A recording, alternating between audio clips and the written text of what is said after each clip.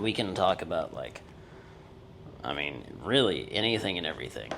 Well, there was something that we were going to be talking. You brought up the topic. Was it parenting in the modern age? I mean, like I was saying, so the name of the channel is the DadMan Chronicles. Mm. The subtitle being "Living a Full Life After 50." But a lot of my videos, I mean, we'll just kind of kick in here since we're already talking. Like, a lot of my videos have been, earlier videos were about divorce, parenting, like a new marriage, like all that stuff. Just, this started primarily for me as like when I was going through separation and divorce and all that, and just hanging on by my freaking emotional fingernails, I went looking for other people that have been through this, mostly on YouTube. Yeah. I think I never actually looked on Reddit for some reason. That wasn't on my radar at that point. But I couldn't find anything. There were, especially from a man's perspective, lots of women's channels out there about stuff.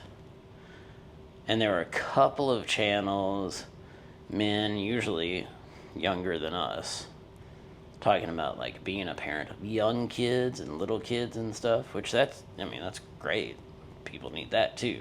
But there wasn't anybody out there talking about what it's like to be, 50 and divorced and remarried and just have stepkids and how do my kids and sharing custody with my ex and all that stuff. And so it was like, that was a big part of what I wanted to talk about in the front end.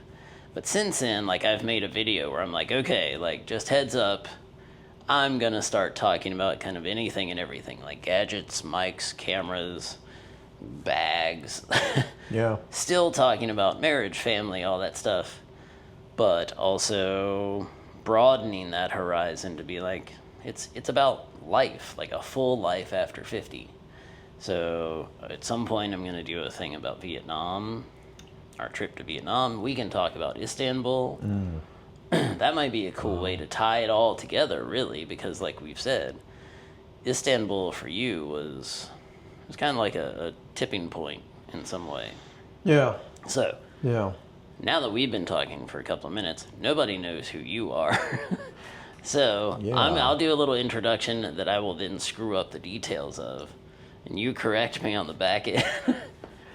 So, John Mann. And yes. Don't say where I currently work. You can say major airline, if you were to actually go there. Okay. And I don't know. No. It's a mystery to me.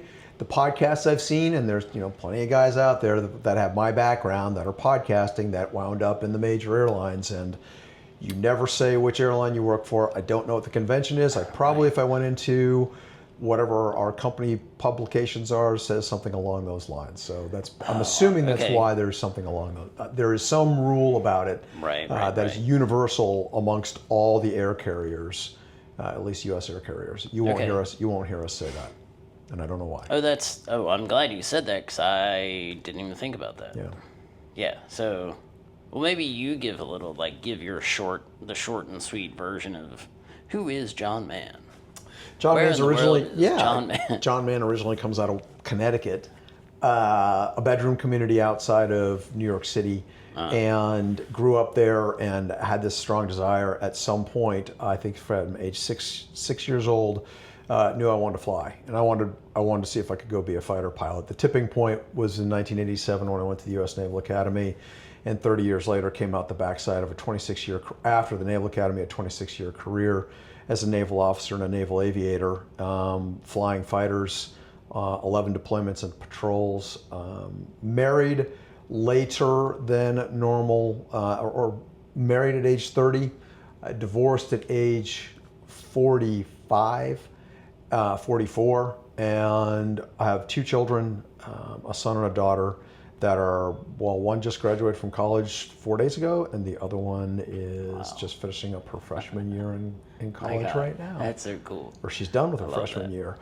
Blink, and the kids are through college. I still feel like it was, I think you and I were talking about it, because I felt like 4 months ago I dropped my son off at school, And I made that comment. Do you remember when we saw each other Right. in South Carolina? And you're like, holy cow, that was 4 You're years like, ago. how could that possibly be Yes. 4 years ago? Yes. Like, As I would have been painful like, as- oh, that was like a year or two ago. Yeah. Maybe. Yeah. As painful as that lead up is when your child is going to leave the house and you're like, oh my gosh, we're sending them off to school. This is really happening. Boy, I feel really old. But also it's like, they're leaving, and that takes forever. It's so painful when you're bringing them to school, and it's just, it just stretches to infinity as you're setting up their dorm room and they're meeting people, and I'm leaving them, and then blink and it's like, oh, he's graduating. What happened? Right. Yeah. And so that's just what happened. I'm on the backside of that. 6 days, 5 days. That was 5 days ago. Man. Yeah. Just to flesh out that background just a little bit more. Sure. So, what was the job title? So, you were F-18 fighter pilot. Yeah. And what was the job title that you had? Like that sort of pinnacle of the... The end of my career was commanding a carrier air wing, Commander Carrier Air Wing 17. And an air wing, so the Navy's divides its units into, if it's a ship, it's a ship. If it's a submarine, and airplanes are divided into squadrons, and that's the equivalent of, in the aviation world in the Navy, because it's a multi-domain service, air, surface, subsurface, and that doesn't even get into the Marine Corps as a separate service within the Department of the Navy and the Special Forces that everybody knows as the SEAL teams. But the three major warfare specialties in the U.S. Navy are aviation, surface warfare, and submarine warfare. So initially, I bring that up because towards the end of what was initially the 20-year carrot at the end of the stick, at the end of a career, if you're still there and you so desire and you're qualified, is commanding a squadron for a pilot. And so a squadron was the first command I held. Subsequent to that, I went and commanded a carrier air wing. And that's why I say that, because in context, a carrier air wing is 8 squadrons. And so it works out there for every aircraft carrier, which is its own unit, that's the ship unit. There's the aviation unit, and that's the equivalent unit that sits on the carrier, but is separate and distinct. Obviously, there's a symbiotic relationship between the two, but the ship's captain commands the aircraft carrier, the airport. The air wing commander commands the air wing, the airline. Right. For All the the analogy. pilots, all the planes. Right. So it's... And all the people that work on the planes and all that too. Yeah. So, it's So a like, squadron in the Navy is a self-contained unit. You own your maintainers, the aircraft maintainer. You kind of think of in a fighter squadron of a dozen jets or 13 jets, you've got about 225 to 240 people. The majority of them are sailors, and of them, about 85% work in the maintenance department. They're like, if each airplane's like a Formula One car, it's the equivalent of a pit crew, but also the specialties that go into maintaining those aircraft and the systems and the weapon systems and the ordnance as well, the ammunition that goes with them. So it's an entire self-contained unit. You usually have about 16 to 18 pilots. So a Navy fighter squadron is about 240 people, 12 aircraft, 16 pilots, and there's also another handful of about a half a dozen other officers. As the commanding officer. But the air wing commander, that was 8 squadrons? 8 squadrons. 8, which is how many planes, men, pilots? All in, it's somewhere between 75 and 85 aircraft, a little over 2,000 people, and you also, at that time, that includes helicopters as well. So anything that flies within a carrier strike group, which would be an aircraft carrier, loosely 4 destroyers and a couple cruisers, comprise a strike group that sails with an aircraft carrier. If it has something that flies on it, you own that as well.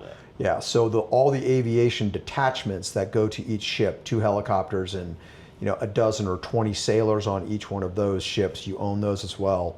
And for a while there, as the strike warfare commander, you also own all the Tomahawk missiles in the strike group. So you are literally combat anything power. that flies. If it's, well, the offensive punch of the strike group, what it's designed around is airplanes on an aircraft carrier. That's your responsibility. So that was the last job I had in the U.S. Navy. I wanted to flesh that out a bit more, just because all of those details, I mean, as we've had conversations over the last 3 days, like, but learning all about everything that entails just blows my mind. I mean, it's crazy to me. So I don't want to like rehash your whole Navy career, but I wanted to get a little bit more of the details of what that means, because I had zero context for, if you're like, oh, I commanded a, air wing, and I'm like, cool, what's that? Yeah. And I guess as far as wherever the conversation winds up going, I think probably the most important thing in all that was what's the best way to describe it?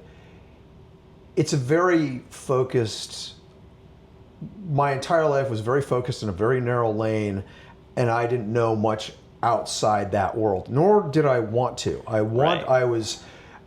wanted to be in that space. And the reason I say that is because we're talking here as, okay, we're in our 50s, what are we doing beyond that?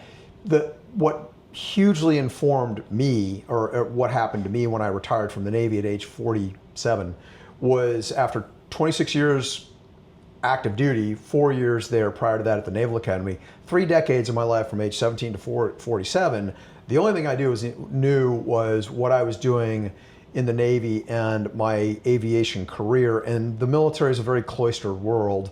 And so that was my identity, and I worked at that like an athlete would train for what they do. So that all really informs what happened to me afterwards and the struggles that I went through for the years and the years that followed when I retired. Well, and that's actually a great segue from like that chapter of your life to the chapter that what I consider a separate chapter from where you are now, that chapter of like having left the Navy and kind of, I mean, that's kind of where I came into the picture with you. If I remember the timeline correctly, you had been out for a couple of years. Yeah, it'd been 5 or 6 years. A few years, somewhere like 3 or 4 years, somewhere in there. 3 or 4 years. Yeah. And my impression from the outside was you really had no, exactly as you just said, like you really had no idea who you were and what to do with yourself. I mean, after the Navy, you became a pilot for a major airline carrier in the U.S. Yeah. To remain unnamed. Yeah. I could tell you, but then we'd have to kill you. That wouldn't be that hard. But in terms of what was going on for you personally, you were a soup sandwich. Had no idea. I love that term, a soup sandwich. You had no idea what to do with yourself. Like the thing you told me, the thing I respected, and really caught my attention at that point in time, was that you were like, I have retired from the Navy to reconnect with my children and be a part of their lives in a way that I never could be or never was when I was in the Navy. And I'll give my version of it, or my impression of what that was for you. You can correct me if I'm wrong, but the impression I got was it broke your heart that they weren't closer to you at that time. Yes. And that was one of five factors in my life where everything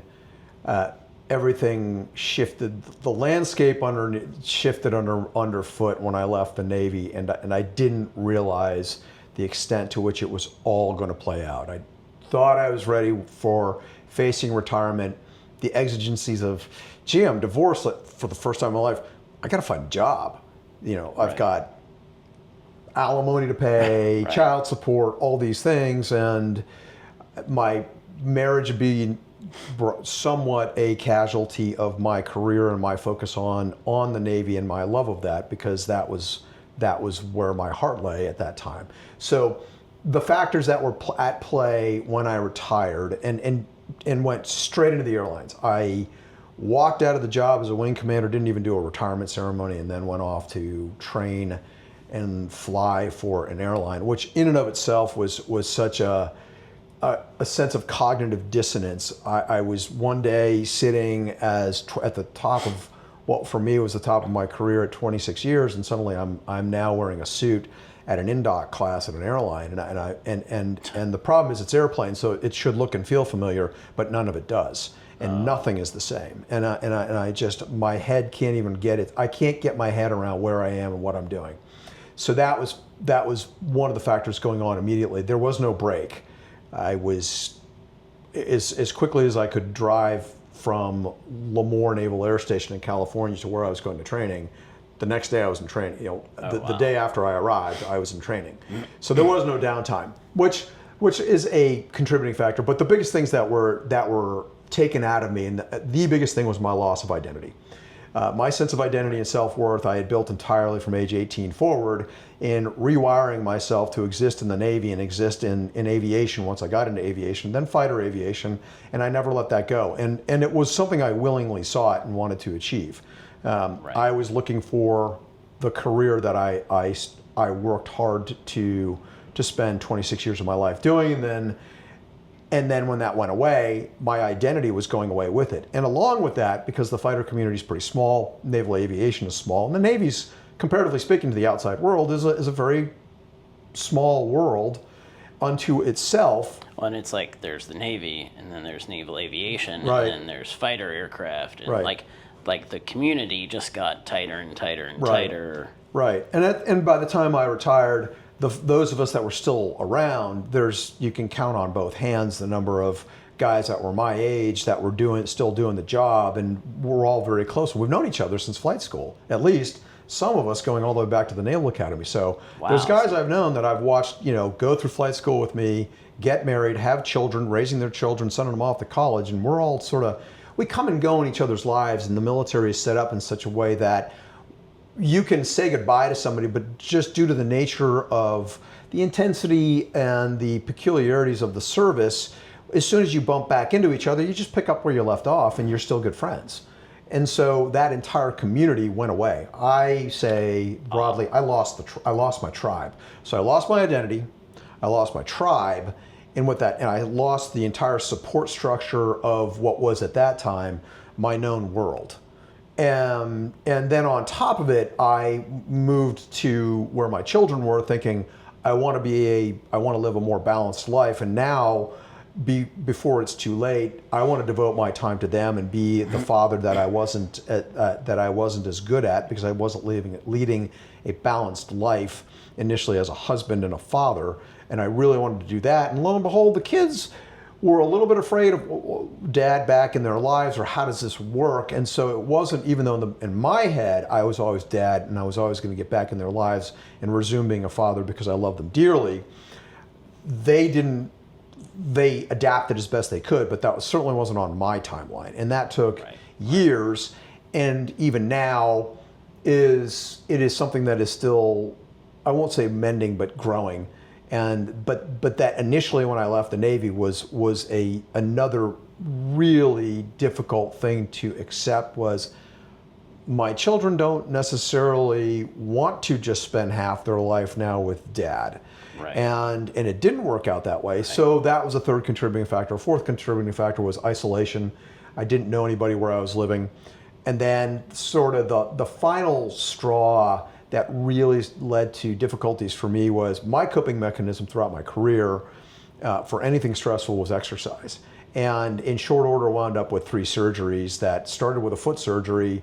After you retired. After I retired. Right. And essentially never had any physical issues prior to that. Nothing significant. Bastard.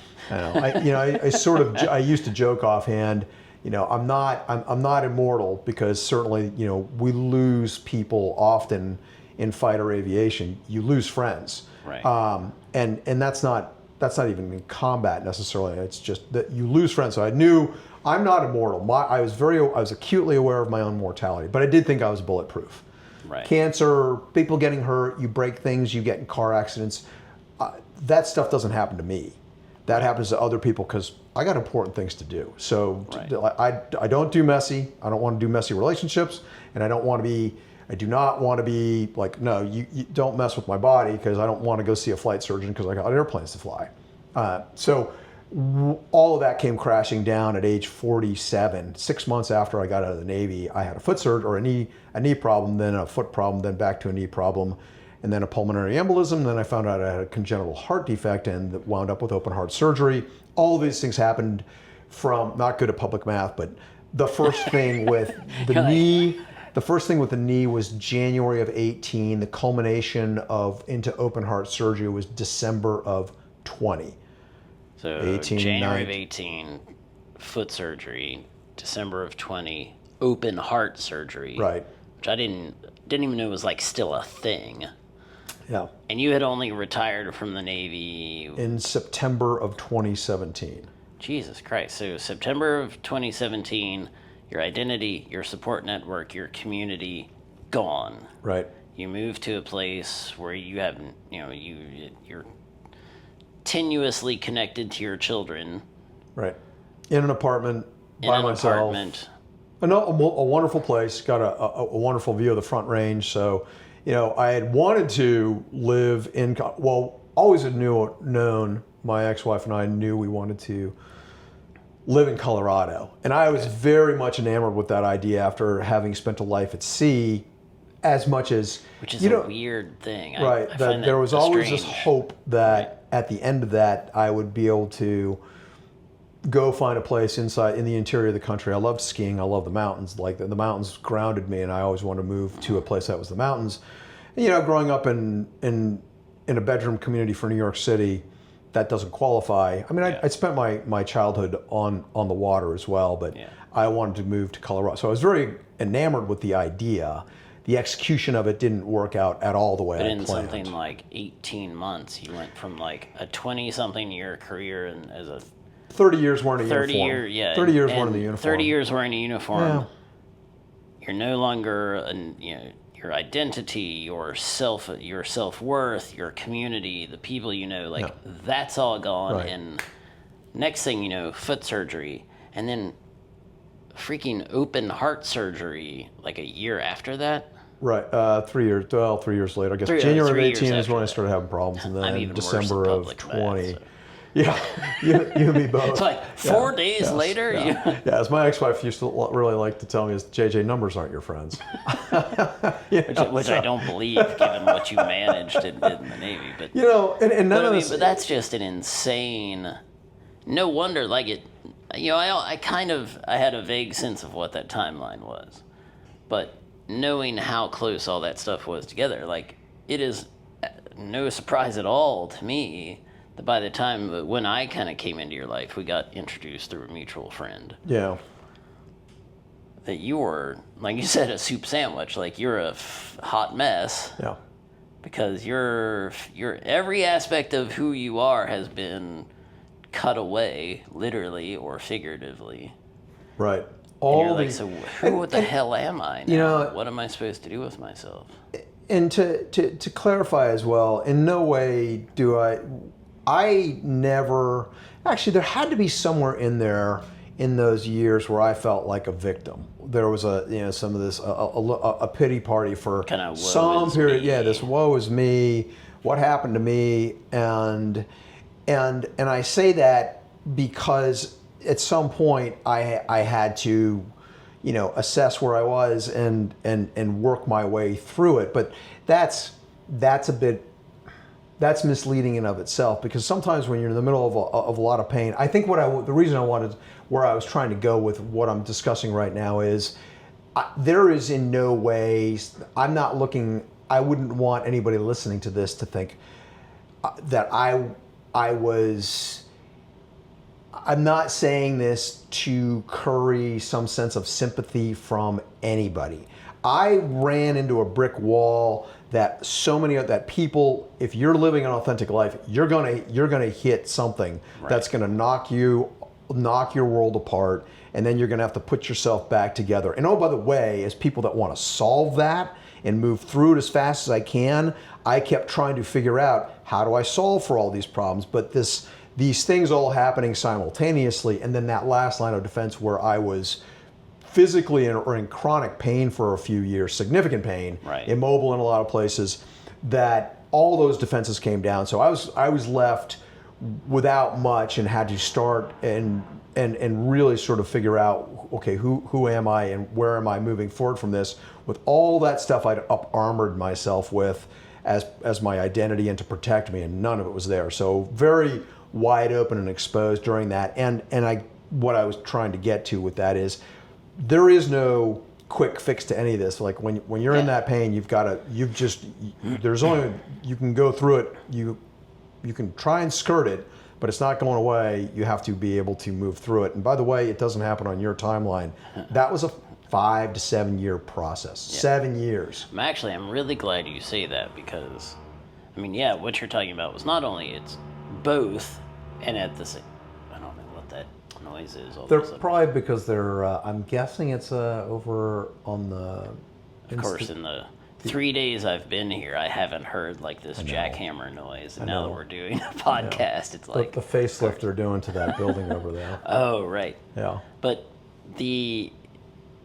I'm glad you say that about the timeline of coming through any kind of serious, either physical or emotional pain.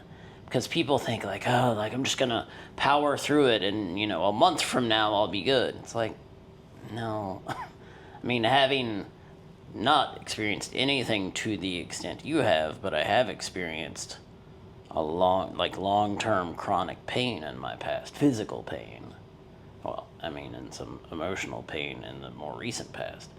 But when it was like chronic back pain that reached a point of being debilitating, like literally at its worst, like knee buckling, quite literally, everything spasming so hard in my back that I fell to my hands and knees and couldn't breathe.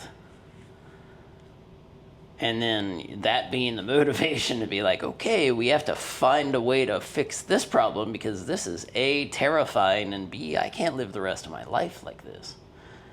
And it was 5 to 7 years of,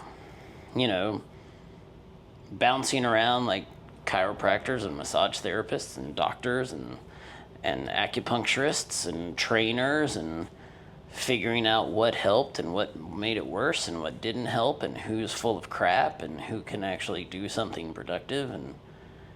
And still to this day, decades later, like I still deal with back issues, but I have to, so long as I maintain myself physically, it's not a problem. Yeah. But to put that in context, given we were talking about this the other day, was this also that's not the only thing that was going on in your life. That had to overlap some with the 7 years of other challenges? No, actually, the back stuff was right out of college. Okay. I was as you know, I was a cheerleader in college, and I screwed up my back going into my junior year. And for 5 years after college, getting everything from low-grade ache, building up to, like I was saying, knee buckling, stop your breath type of pain. Yeah. And I was with my now ex-wife. I was dating her by that point. I think maybe somewhere in there we may have gotten married, but anyway, we were it was just the two of us. We didn't have any kids, and it was before any of my family's or her family's medical stuff started happening. Thank God that all wasn't on top of each other. Yeah.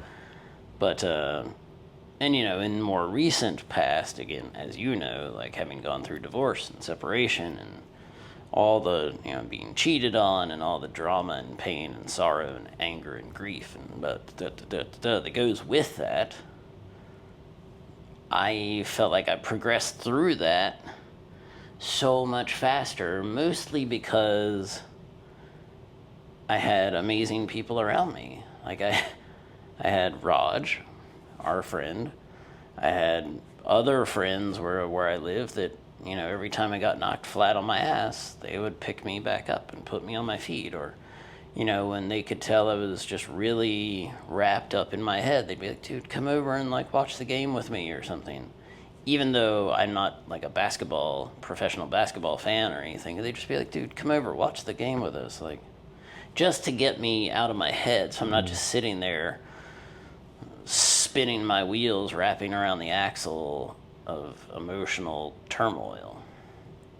So, all that to say, I'm glad you say that it's not a fast process. Coming through, and that's something that hopefully for anyone who watches the video, that's a takeaway, is look, well, if you're hurting, if you're going through, if you are in the middle of something right now, it is both, I think, a relief, but also probably a bit exhausting and terrifying to hear. It's going to take time. Sometimes it's going to be a shorter time frame, but it can be years of navigating through whatever that is, physical pain or emotional pain or both. And I think that's where we met each other, was in that place, because you were going I was through kind of some on the upswing of that. on the front edge of things getting a little better. And you were in the depths. I was still in it I was still in it so I guess I can't overstate the idea that sometimes this process of moving through something could, like you said, can take a long time, because I kept thinking there's got to be, I just kept thinking, I don't see any daylight. I do not see any daylight. When is this going to end? And that's not without trying to do some work on myself, a significant amount of work, never mind, working through the physical ailments and everything else, that there was a lot of work, and I kept thinking, I'm doing the work to heal. Why am I not better? Where's the daylight? And just knowing, I don't see any light at the end of the tunnel. In fact, I could probably have said at some point, I said that for a couple of years. And before I finally was able to let go of that and just accept where I was, and just live in that space and do what I could to heal, grow, find an identity, work on figuring out who I was, and just accept that I was where I was, not where I wanted to be. Things weren't what I wanted them to be. That's interesting. That phrase you just said, accept where I was. Yeah. I feel like there's something more there that maybe could help other people. I think, first of all, if someone watching this, I think it is helpful for someone who's in the middle of it, in the middle of a dark place, it is helpful to know that, just because it isn't better yet doesn't mean that it will always be like this. Because that's a thing that I remember feeling in my darkest times, is just what if this never changes? Right.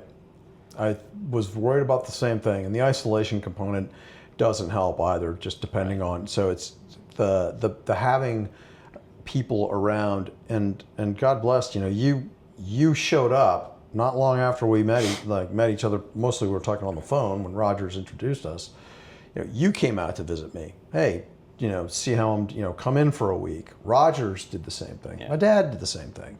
There were people that were kind of coming in, and one of the issues for me was I didn't develop a community quick enough in that Colorado area where I was living.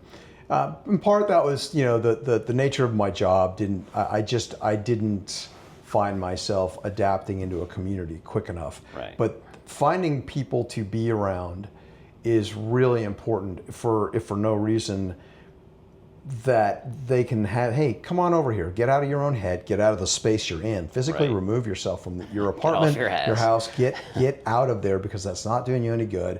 Get around other people, and I would instantly feel better when those opportunities arose as well. Another part of the thing that I had problems initially dealing with was asking for help or saying, hey, I'm not doing well. Right. And that was another reason I think I isolated myself from friends from the Navy. I thought, well, until I get myself in a better place, I don't want them to see me like this right now. I need to, so I just sort of need to stay dark and go deep somewhere, you know, when I'm ready to come back into the land of the living, or back into those circles if they're around.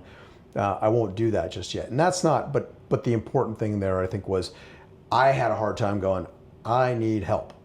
Right. And figuring that out and admitting that, because most of the time it was figured out, you know, could always kind of muscle through different problems and solve things and keep driving forward. And those things weren't working at that time. In that 7 years. They really didn't. But the acceptance piece also came because what was happening there was, as I was realizing nothing I was doing was working, the tools that I had used in the past to overcome challenges in my life, and there was, you know, significant challenges, you know, over the course of 26 years of living, just life at, you know, after getting out of college, was doing a taxonomy on all the things that I realized I'd been taking for granted in my Navy career, that inherent within that career, who am I surrounded by? The five people you're surrounded by at any given time are sort of, you're the product of those kind of people. And I had good people that I didn't take it for granted. Well, I guess I did take it for granted that these people that I was friends with in the military were very dear to me. But just took that for granted, took for granted purpose, took for granted the fact that at age 6 I had an idea of what I wanted to do and actually pursued it. And it was, you know, after age 47, that loss of purpose. There was a number of things I was able to reverse engineer. Sense of gratitude. I actually, you know, in all the ups and downs of a Navy career, from the moment I got into, you know, I went off to the Naval Academy, you know, in March of 1987, when I heard I'd been accepted, there was nothing but an overwhelming sense of gratitude, and never took for granted where I was at any given time, or the opportunity that had been given to me, and that it just kept on going over the course of as long as it did. I never had any idea that I'd wind up in the service for as long as I did, but I also never lost a sense of wonder and gratitude that I was where I was and how fortunate I was to be there.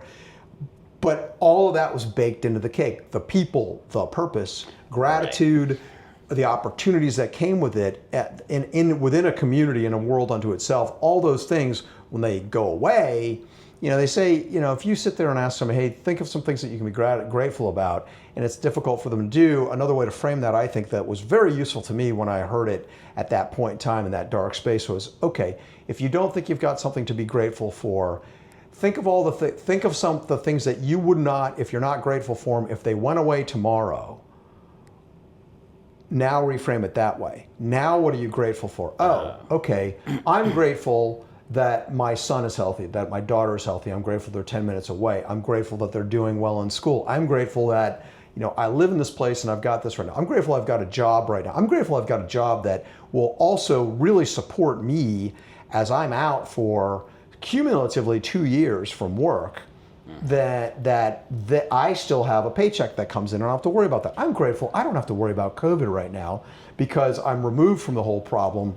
Granted, I'm recovering from open heart surgery, but I'm not dealing with that part of what the rest of society is dealing with right now on the scale that people had to do. Once you start saying, oh wait, if I lose these things, no, let me start being more grateful for the things that I have taken for granted a little more, because I was definitely getting into a place in that in those dark places where I thought, oh man, poor me. Okay, stop. Let's throttle back and figure that out. I remember having some of those conversations with you.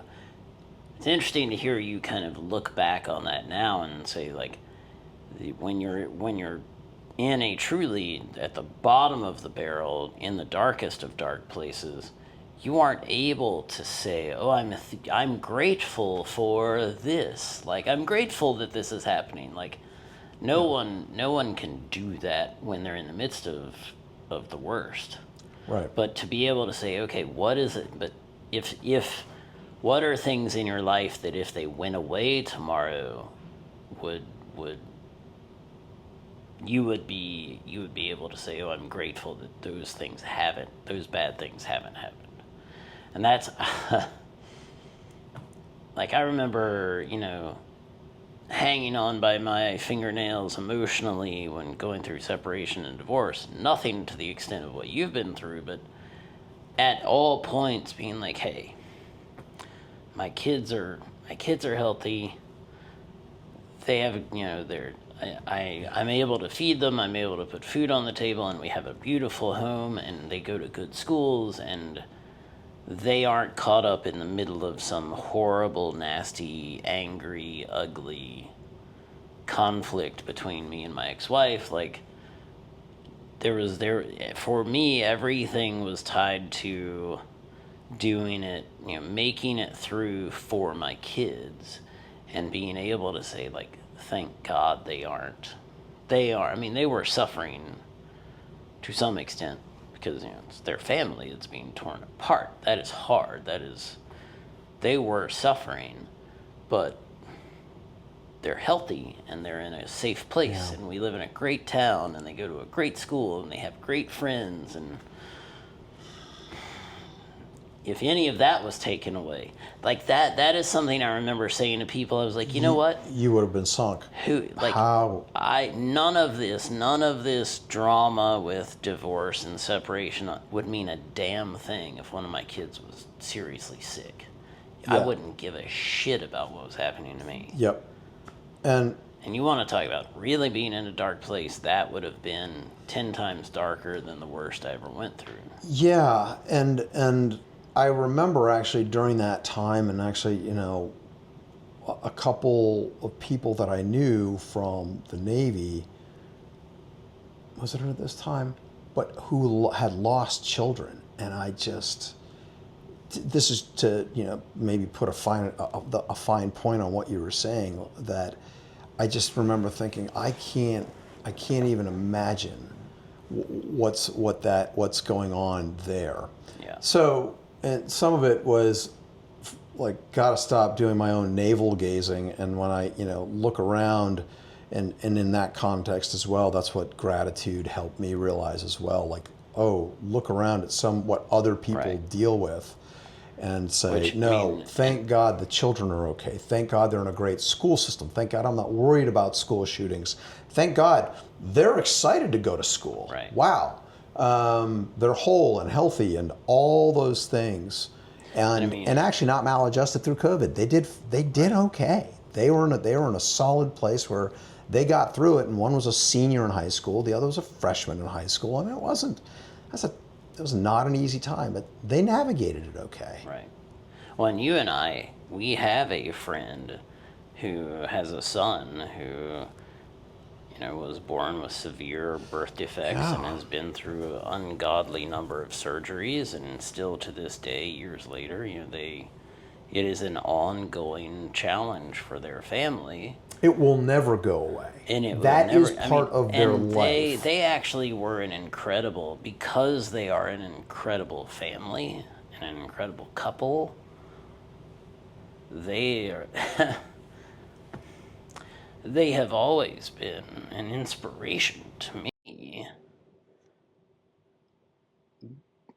Because they have been honest. I mean, it's not like they're like, yes, it's easy to do. We just, they have a strong Christian faith, and they believe in and trust in God, and that faith has helped them through all that they have been through, and they are a joyous, loving, amazing family. Like, they have always been a touchstone for me,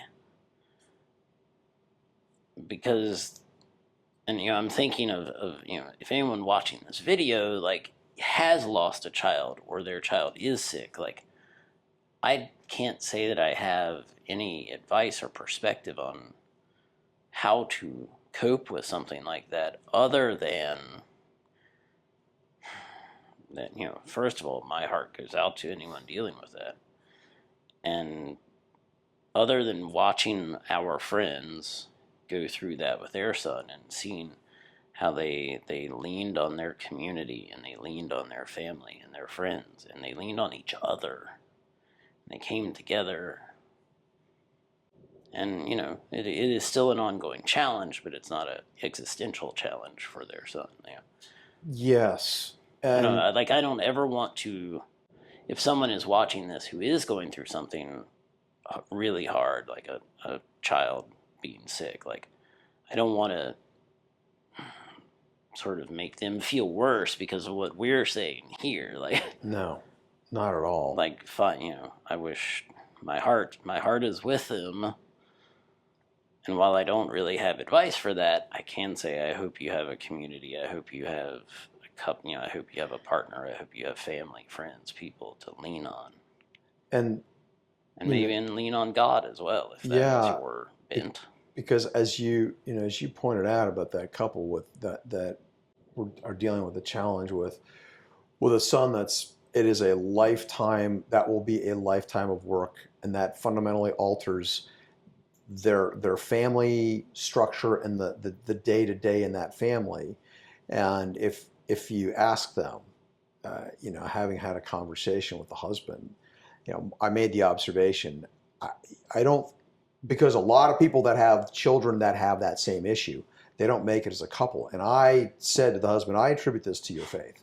That if it wasn't your relationship, if it wasn't for the shared faith that you have with your wife, your marriage, I think that is what has enabled you to survive. And he said, unquestionably. Yeah. Unquestionably. So that element was part of what enabled them to succeed as a couple as well, or maintain being a couple, I think. Yeah, in all of that, never mind the other children that they've got. And boy, like you said, the way they organize their life, it's inspirational. It's almost, to me, aspirational that they are where they are. That is what we should all aspire, how we should aspire to be. Wow, what a marvelous thing that there's this couple that is functions well in a loving relationship, and they're raising these children that are marvelous people, in one of them being having a disability that just is and he himself is an amazing kid. Yeah, he's extraordinary. Yeah. He's amazing. So that, but like you say, that is what we aspire to, is to have that relationship with a woman in our lives, to make a partnership that could hopefully withstand. You never want to be tested like that, but hopefully the relationship could withstand that test. Right. Yeah. Yeah. The testing that you're talking about, picking up on that theme, you do change when you go through the pain, when you suffer. What you were alluding to when you were going through the divorce, what I went through when I retired and had just recently, and was also divorced in those transitions, that in that pain, hopefully, if you learn from it and you come out with scar tissue, and you also come out literal with and more, sometimes literally as well as figuratively, but you come out with more wisdom. And I know in the instance of my experience, I had long buried a number of things that I had deemed unimportant about myself the day I joined the Navy, and just said, these traits will not serve me in the military, and I better bury them deep. Any sense of creativity, compassion, empathy. This is unfair the way I characterized those at age 17, but I also was seeking to build a new identity. And I thought there is no place for this sort of thing. And while out of necessity, there was a time, in my career where you do have to compartmentalize, and you can't dwell on things that are happening to people, or people that are lost, or the you can't dwell on those negative outcomes. So there is a skill set of compartmentalization. By the same token, bringing those back, resurrecting a lot of those things at the end of my career over the course of years, finding out, no, by the way, with all the surgeries, a greater sense of empathy, compassion for other people, and being in a mess myself, where like I had said earlier, I didn't do messy when I was in the Navy. I didn't want to be in messy relationships. I couldn't afford to get hurt. I had to move forward. So suddenly, when you're in the middle of all that mess, I developed a far greater sense of balance, perspective, empathy for other people that were suffering as well, and being able to, because I'd been experiencing it myself, be of better service to other people that are in that space as well. And when I look back at that period of my life, I wouldn't look now. I mean, at the time when I was in it, I'd look back at my Navy career and think, I wish I was still doing that. I wish I was still in that space. I can now look at that and say, I don't want to be that person again. I don't want to be the person who I was when I retired out of the military. That was a part of who I am and my identity. But that was also a more one-dimensional human being. And there's a richness some ways to by necessity. Yes, some ways by necessity. Job yeah, but I think also that. yes, but with me also, I think I was running away from my own identity when I went to the Navy and said, who you are isn't good enough, so you better go become something better in order to succeed, because who you are isn't acceptable. So part of that process for me when I retired was learning to, when everything was stripped away because of those circumstances we talked about, part of that was learning to accept all these other parts of, who I was that I'd really stuffed deep, and say, no, these characteristics, somebody who's voluble, animated, by nature very loving and compassionate, all those things. It's like, no, this stuff is okay. You can embrace these traits in your nature, and this is all part of who I am now more, and it's I can better serve people from this place, being in this space than in the past. Okay, so what I think, one thing that we're touching on now, which you and I have talked about a lot, and I don't want to get too down the rabbit hole of like Joseph Campbell and the hero's journey. But I think because that, if someone's not familiar with that, they're going to be like, what? Like, where are you going? What woo nonsense are you off on? And I don't think it is woo nonsense. No. But what I do think is very relatable for anybody is this idea of like, we are both different places in it, but we are both in new chapters in our lives. Yeah. And I remember when I was going through my divorce, I would give anything to remember the book that I read this in. But that, if you're reading a great novel, or even a trashy novel, depending on your reading inclinations, like mine, if you're reading some goofy science fiction books or something, you don't get to the end of the chapter and rip out all the pages that came before it and throw it away and then move on to the next chapter. Like, all the chapters you've finished so far are building the story that now, when you start the next chapter, informs what comes next. Yeah. So you're not just throwing away everything that came before you.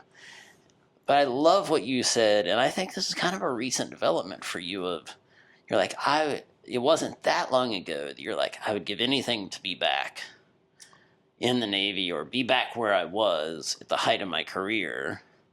And now you're like, I wouldn't go back because it was a less developed version of who you are now. Well, battery too low. Shooting stopped. Well, that's not good. Huh. Hold that thought then. Okay. Because this is still recording we'll pause here. We'll fix the camera issue going over here, and then we'll come back. Hang on one second. Okay, we'll find our way back. All right, so just for everyone watching, of course, when I came on this trip to visit John, I neglected to pack like half of. I didn't pack the cables. I didn't pack the battery chargers. I didn't pack all the stuff I needed. And now, of course, batteries are dying. What I was saying was, again, if I could remember the book, it would be great. I can't because my brain sucks. But that, you don't rip out all the chapters of a book that came before the one you're reading now and throw them away. Because they all inform the story as it goes forward. Intrinsically. And that was really helpful to me, just for not reframing, but just helping me understand, like, the story keeps going.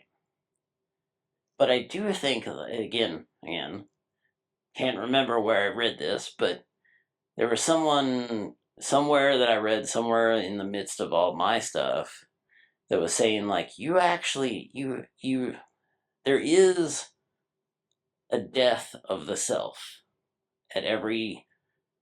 in the big changes. Like, you should take time to mourn the loss of who you were and show respect for the person that you were as you become the person you are now.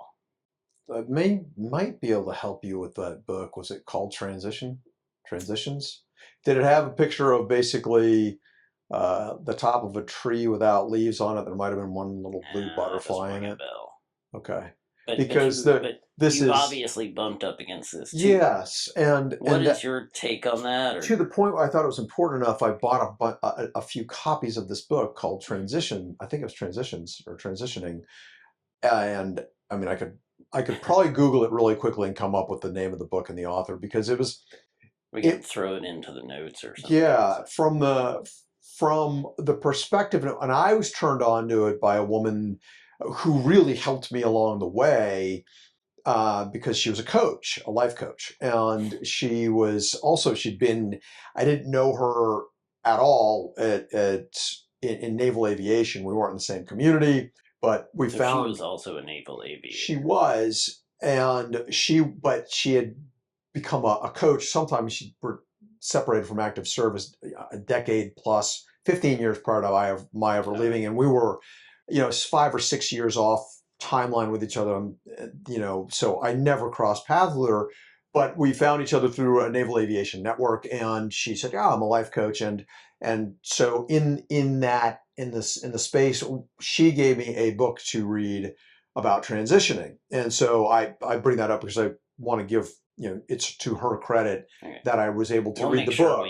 We'll make sure we put it in the notes. For the episode, And the book, essentially, what it said was, you can't begin a new chapter in your life until there are 3 phases to a transition. And it is basically, the end of one chapter. There has to be sort of a middle ground before you can start the new chapter. Sometimes these things will overlap, but there are 3 phases. They can overlap. And, but a lot of time, but you cannot fully move into a new chapter until you've mourned the death or the loss of the chapter that you're bringing to a close. And there's marvelous, colorful examples of people, human activities where we do a grieving process. That there is a grieving process of something that was lost, whether it's a death in a family, in different ways that we do that in different cultures, of acknowledging the end of something. So the first and most important, the first takeaway of the first step is acknowledging the loss and saying, yes, this is a loss, and allowing yourself the opportunity to mourn or grieve, however you bring, it comes to an end. If it was a difficult loss of something, that process must occur. The second part, to use the term that you like, that might sound a little woo-woo, that might last for a while. And this is a space where I found myself for a long time, where I said, I feel like the best way to put it is, I'm in this spin cycle. what's going on? Like I'm trying to gain traction, but nothing is coming of this. And this is for a couple of years, Right. more, a few years. That one, I hadn't been grieving, so I had to go and work on that. But in that second phase, it feels like nothing is happening. But without that space, there's a lot of things that are happening in your subconscious. You may be looking at different things and nothing is gaining traction, but even all what you might see as misstarts or missteps as you explore different opportunities potentially, that there are going to be like all of that is filtering into your subconscious and your brain, and you're processing that stuff on a subconscious level as you look to what's next. But you can't get to what's next until one, we make sure the first thing is ended. Two, there is this space in here. And actually, I think the author actually describes it as sort of this raw energy of things that are happening, but it doesn't seem like any of this is going in any direction. Where is it going? Seemingly It's one of my incoherent. It's one of my favorite words, the term liminal space. Like when Yes. it's neither here nor there. You're Yes. you're in a space between spaces. Exactly. I just love the word liminal, and when I learned what it meant, I was like, oh, I know exactly what that experience is Yes. like. Sorry, keep going. Yes, it's a marvelous word to describe it. And even though there is apparently nothing going on, and it feels like you're apparently directionless, and you can, especially if you're looking around at other people going, they've got their life going on, they're making things happen, and I'm just feel like I'm flailing here. That there is a process going on there, and something might be revealed out of that space. And Right. from that is the third place. So it's like you go through the grieving and loss, then you go through this liminal space, and then from that you can launch into what's new. And I think especially at the time where it happened in our lives, you're also at a transition, or I was in a transitional phase that is significant because there's sort of this, and again, this is a book I remember reading, but I can't remember who the author was or credit the source. That the first mountain that you climb is an achievement oriented mountain. You're in your 20s and 30s, and as men in particular, anybody can do this, but we're wired to go achieve. But the second mountain may be more of a service oriented mountain. Okay. Where do I give back? What do I do? Okay. And the character of that second place that you're going to be could look fundamentally different than the first place you were, one, and require different skill sets or different parts of different traits. And that's where you said, like, you have rediscovered and been forced to rediscover your empathetic side and your sympathetic side and your artistic side. Right. Like the softer skills right. that were far less a priority in the Navy. Right. And now it's a shame that we don't, well, we probably don't want to drag this out too long, but one of the things I feel like a tipping point of all that for you was when last year we took that trip to Istanbul, like a photography tour with a group of people, awesome group of people, to Istanbul. And you were like, why am I even going on this trip? And by the end of that trip, like something had clearly broken free for you. Something you had reached a tipping point, or it had broken open or broken free, and you just seemed it's like the veil had been pulled away from your eyes. Like you were like, I see the world differently. I see myself differently. And I think a part of that, a big part of that, is this the creative piece to which you're alluding. And I'll say, whether you're using, I forget what the numerology, enneagram, like there are numbers for people. And then if you look at a Myers-Briggs type indicator test, just sort of as a little bit of a background, such was, throughout my career, or a Navy career, there was about 3 different times when I was taking a Myers-Briggs test. And I so wanted to be of a certain mold, I sort of put myself into this mold. I was like, oh, look, I am like what 75% of all military officers are, this ISTJ mold, introvert, extrovert, sensing, intuition. I as T was thinking versus feeling, and then J is judging versus perceiving, and without assigning a masculine or feminine to them, but ISTJ was something that the vast majority of guys that are military officers were, and that's what I thought I was until I actually taken the test and realizing that that wasn't, and I won't go through the story of it, but actually it was my ex-wife who was able to this is sort of a funny anecdote. When I was taking the test and she was there, I said, well, I do it this way. And she'd look at me and say, no, you don't. You're a terrible planner. You like to procrastinate, wait until the last second, and then you'll get something done in a burst of energy and creativity, blah, blah, blah.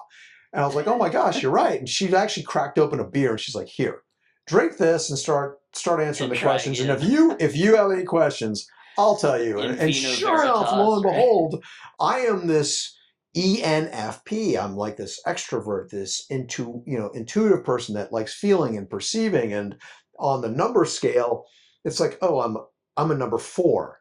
And I'm like, oh, I'm a creative. It's like, I want to throw open my mouth. It's like I've wired myself for 30 years not to be, and you're telling me this is who I really am. Yeah, okay, I'm a creative. Like, crap. So it's like, it wasn't like I was proud of this. Like that was what I buried. Right. Well, it was interesting because at that point in time, I'd been working some misstarts on a project to write a book. I'd been 2 years into writing a book, and that had stalled somewhat. But then we went on this trip, and it's like, okay, this creative spirit gets to come out, and it just comes out. And what a marvelous place for that to happen at this intersection of civilizations and cultures and the geographic boundaries on the Bosphorus near the Black Sea. It was an extraordinary location, and being surrounded by the kind of people like that, we can credit the professional photographers we were with, who were extraordinary to work with, and who was awesome. Running this photography workshop, and being surrounded by people that were doing that in that environment just really allowed me to be in a place where it's like, I don't have to be anything. I don't have to be anything here. I can just be me. And I think that was what was being seen coming out, like, and very much feeling there was no encumbrances in any of that. It's like, wow, no, this is just the way it is. And what a lighthearted place to be operating in this space. And lo and behold, it's also a creative space. And I was finding a whole lot of satisfaction in that creativity, which incidentally then snowballed as I went back to go work on the book again, and realized that I'd been writing what was a memoir